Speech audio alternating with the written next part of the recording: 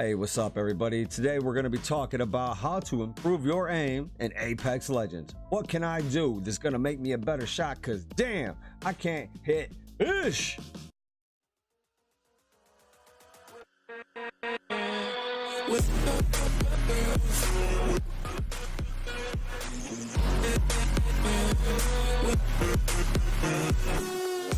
All right, well, starting off, what I'm going to do here is go ahead and just switch over into my display so that you guys can see what I see that's on my desktop. So we'll change screens here, and we're going to go ahead and bring up my mouse. Now, I have a Logitech G703. It's the Lightspeed Hero. It's wireless. But most mice that are higher end mice are all pretty well the same. You know, you're gonna get a little bit of difference in your sensitivity between sensors.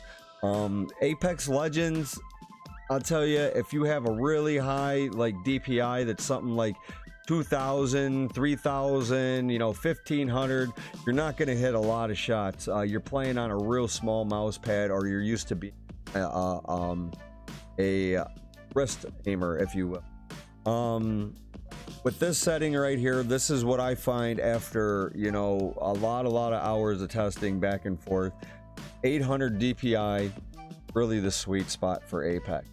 And the reason why I say that 800 DPI is really the sweet spot for Apex is because you want to be able to engage into combat and still be accurate enough at close, medium, and long range.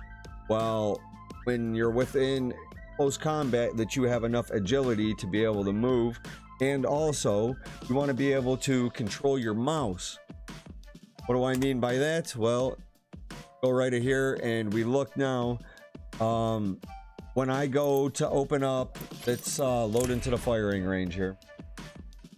When I go to load up, like if I'm in combat and I go to bring up my inventory, my backpack, and I want to drop something real fast or change something out or grab a sight or switch sights between guns, if I only have one sight at the time and I'm working with, you know, if you have a single sight and you have two guns and you're trying to switch sights, it's in between everything. You want to bring up your inventory tab, and 800 DPI gives you enough control and agility to be accurate enough to grab this stack, throw it, grab this, drop it. You want to be able to grab what you want and throw it right on the ground. Quick, you don't want to be messing around with it. You want to be able to pick something up. If you picked it up and it's not what you want to drop it.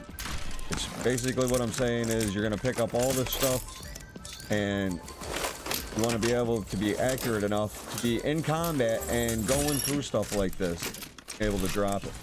Now at 450 DPI, which is other settings that I see a lot of people running, 450 DPI, I find my mouse is just a little too slow. It's not comfortable enough for me to be able to be engaged in combat. Need to grab a med kit, open up my inventory if I'm looting a box or something like that. Like, I want to be able to have enough control and be agile enough. Now, the next thing that we're going to get into is how big is your mouse pad? How much surface are we working with? Now, what I actually have is a couple of different mice pads, or mouse pads, if you will.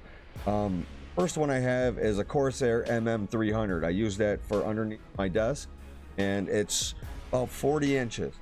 Okay. Now, I have a hard gaming mouse pad, which goes on top of that. And as you can see, this is the size of it right here. Okay. And the dimensions of this is about 12.5 inches by 10 inches, which means that as I am moving my mouse on my mouse pad here, okay, from here to here, see how I rotate? That gives me one rotation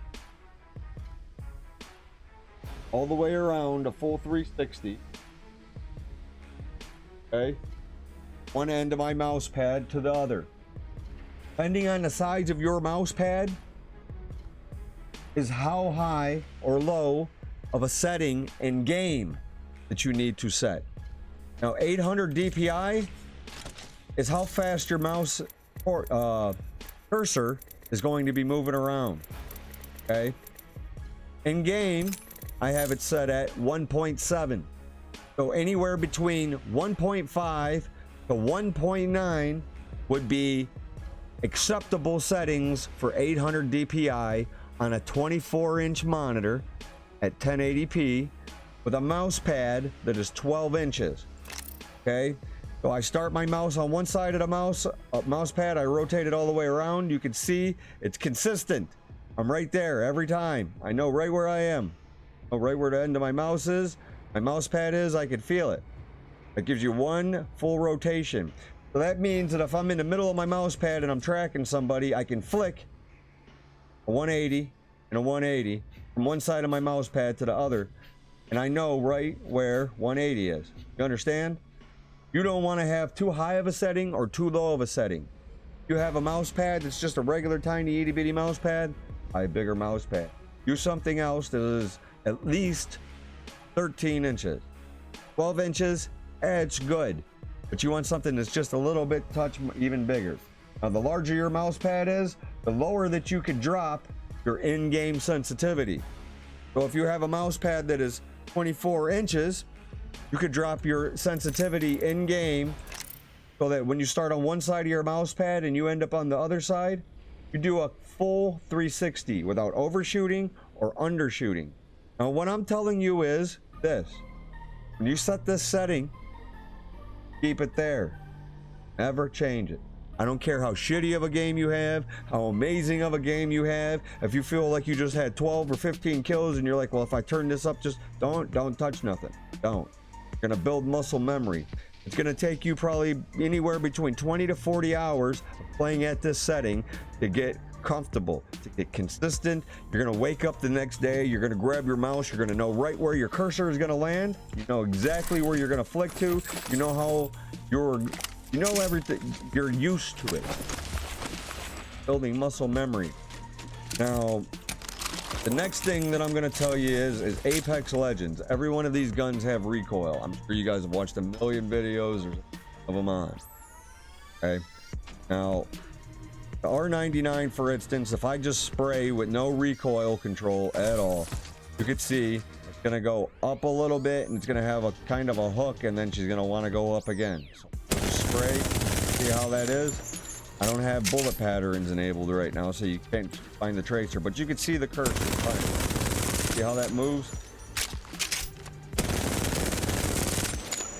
So by that lifting up, all you got to do is pull down on your mouse just a tiny little bit, okay?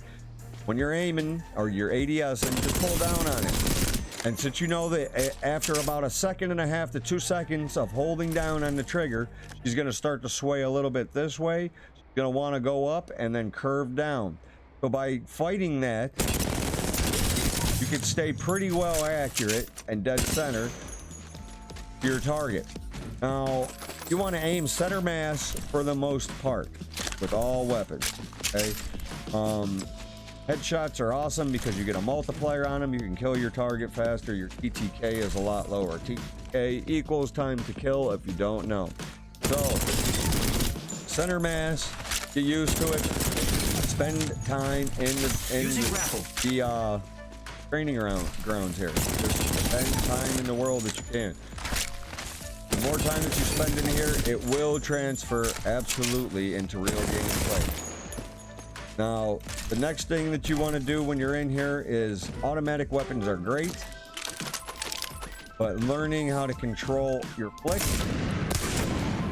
that's the biggest thing right there. Because for the most part, your target is moving, and then you're going to want to go and jump up over on another guy. You want to be accurate. You still want to be accurate enough. Now, this is where muscle memory comes into play, okay? You're going to be flicking at your targets. You're going to know every time that you hit your target, you're going to feel it. Not only are you going to feel it, you're going to look and know that he's right there, and you're going to hit it. Understand? It's consistency. 40, 50 hours, let's say 100 hours, you can almost know that there's a guy right there, and you're going to flick right there to him, and you're going to pop him.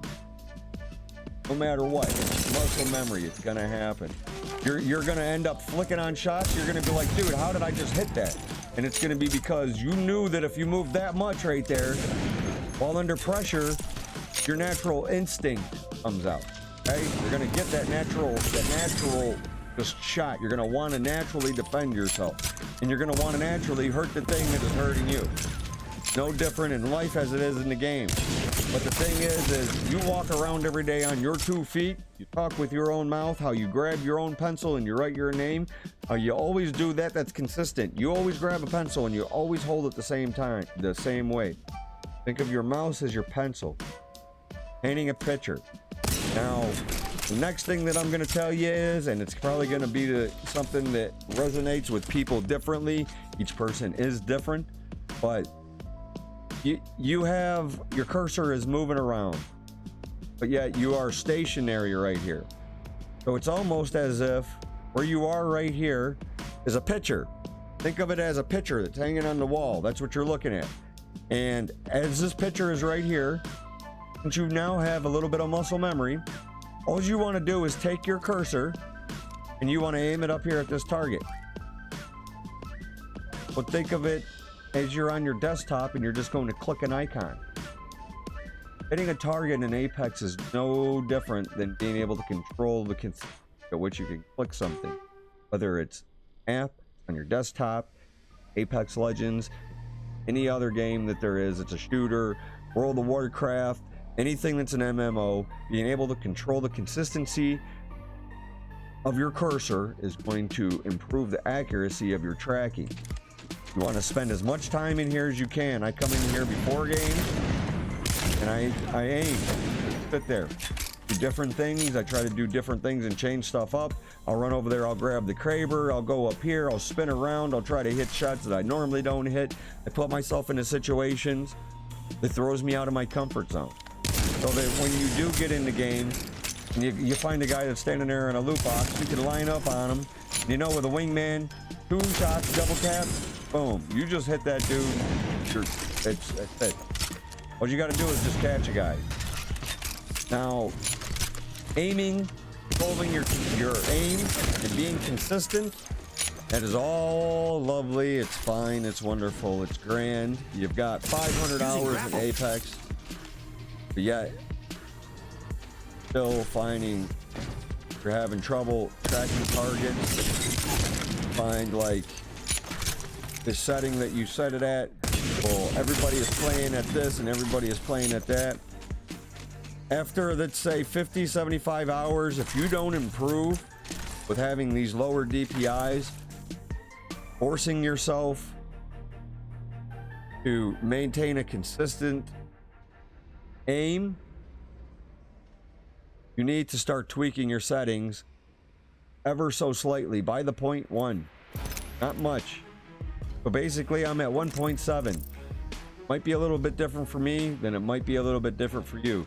So if you find yourself a little bit ahead of the target or a little bit behind the target every time that you pull the trigger here, turn it down 0.1. Just 0.1. Don't go 0.2. Don't go 0.3 and be like, all right, well, this is great. Because you now have 50 hours at 1.7 and 800 DPI. You go down to 1.6, you're going to feel it in game, especially at range. That'll make you a little bit more accurate for long range, but you'll be a little less agile for close-up fights. Now, I'm going to cap this all off with a bunch of shit that everybody has probably showed you or seen or whatever it is, but after all the hours that I have in Apex, I still see people running up to people right here and wanting to shoot them while aiming down the sight. If you are ever in close quarters with somebody, you don't have a 99 and you don't know how to control it, hip fire, dude. Hip fire. Any weapon. Hip fire all weapons. I don't care if you got a Kraber. A Kraber hip fired is amazing. Pow! That's 145. Quick scope the guy. All you gotta do is maintain consistency and build muscle memory. There is nothing that you're going to do that is going to improve your aim and you're gonna go, well, this is the magical secret aim setting and it's gonna make me awesome. I'm gonna go drop 20 bombs in Apex. Gonna make you drop 20 bombs in Apex is setting something, getting used to it, building muscle memory, staying consistent, and putting hours in every single day. I find myself, if I don't play for a day, The day after that, I'm rebuilding and catching up. Now, I'm not so much catching up, I'm readjusting myself to what I'm used to, because it's not like I went to sleep, I woke up, I did what I had to do that day, and then, you know, I'm back on Apex at a normal time and I'm there. If I miss a day and a half of playing, I feel it in my aim, and it takes me half the, you know, if I stream for 5 or 6 hours, for an hour and a half, an hour of it, I mean, I'm killing people, don't get me wrong, but where I usually am, or where I was, you know, 36 hours before that, I'm not progressed. I'm catching back up to where I was. Do you understand what I mean? So if you want to play top tier, you want to play competitive, you have to play every single day. You have to maintain settings. You have to know how far you have for an area for movement for your mouse. Now, don't just go and be like, all right, here's my entire desk. I have an entire desk. That's great. This isn't Fortnite. You're not trying to track somebody way over here while building a bunch of shit and all that. The TK in this game is super low. So somebody will drop you quick. You'll get quick stoked in the head, not messing around. You know, like, you gotta know what you're doing at all times. Situational awareness is the most key thing, being better at aiming. Putting yourself in a position to have high ground on your target. No matter what you want to do in Apex, having high ground, being above your guy and shooting down on him, you're always, at all times, going to trigger the headshot multiplier way more than what you were if you were down here and he was shooting up at me. The only way that he's really going to trigger that multiplier is if I'm behind something on high ground and I'm peeking my head over and he catches me peeking. So having high ground, finding a way to always blank your target. So if you have a guy that's on your team and he's running up over here and you know that the enemies are here, take the extra 10 or 15 seconds. If he's already engaged in combat and he's getting nuked, chances are he's probably going to die in the next 1.5 to 2 seconds anyway. Unless he's a really good player and he's popping them and dropping them. So this whole time he's over there engaged, he's probably knocked, they might be thirsted him by this time. You have another player that might be a newer guy or, you know, whatever it is, and he's over there now trying to help them. Well, you've now flanked this team. They might be even trying to loot this guy's box. All you got to do is creep up behind them, dude, and just be a little patient, because they're so much in a hurry to get into that box. That's what everybody's motto is in Apex is, how fast can I loot that guy's box? What can I do to loot this box? You don't want to do that at all times. Don't thirst somebody's box. So, best thing that you can do is stay consistent, have the best settings that you can find for your mouse pad size, and using it every single day, trying to maintain. Target spotted.